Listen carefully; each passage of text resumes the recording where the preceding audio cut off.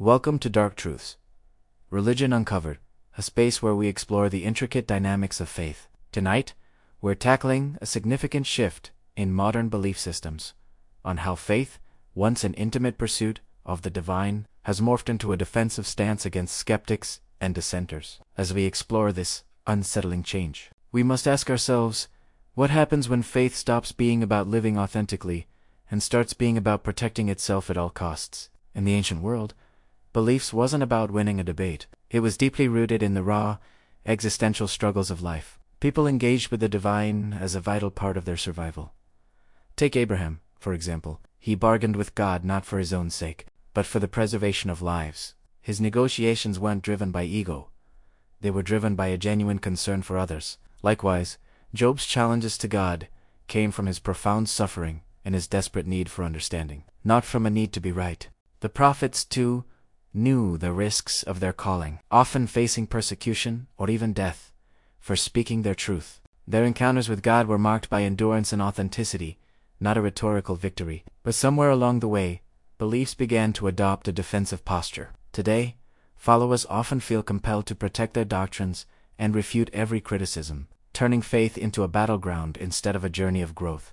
This shift leads to a concerning phenomenon where God becomes something to safeguard rather than a being to experience. In many ways, this defense feels like an act of fidelity, but it can often be seen as fear masquerading as conviction. When beliefs becomes a fortress, the willingness to listen disappears. Listening introduces uncertainty. It poses questions that could challenge long-held convictions. So, as belief solidifies, becoming more rigid and resistant to change, arguments replace the sacredness of prayer. Talking points supplant genuine reflection. The tireless pursuit of knowledge without humility inflates pride, leading to a situation where the sacred becomes entangled with self-righteousness rather than woven into the fabric of humility and grace. Worryingly, our modern religious landscapes often seems to reward those who can articulate an argument with clarity and conviction, rather than those who embody their faith through acts of love and servitude. With social media amplifying confident proclamations and algorithms favoring outrage, belief is at risk of being reduced to mere content. Theology becomes little more than ammunition in ongoing cultural skirmishes. The ancient perspective, in stark contrast, acknowledges that God doesn't need defending. He chooses when and how to reveal his power and truth. Think of the figures like Elisha and Jesus.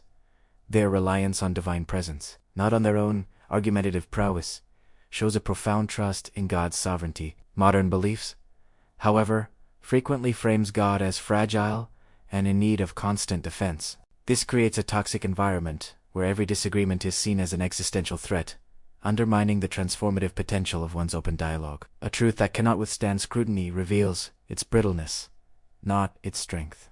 Ancient theology embraced the uncomfortable reality of dissent. It welcomed questions and internal struggles as essential for faith development.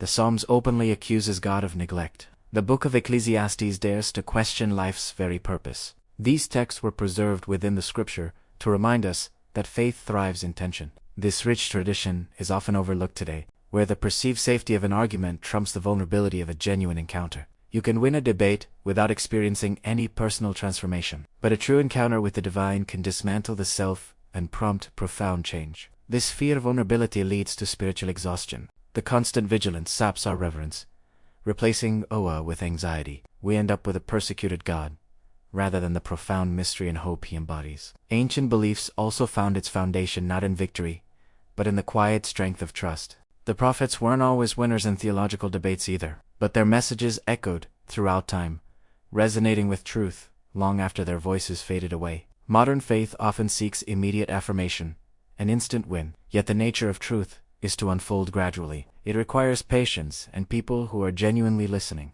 discerning who is open to transformation versus who is retreating into self-defense. Tonight, we unveiled a sharp, yet liberating truth.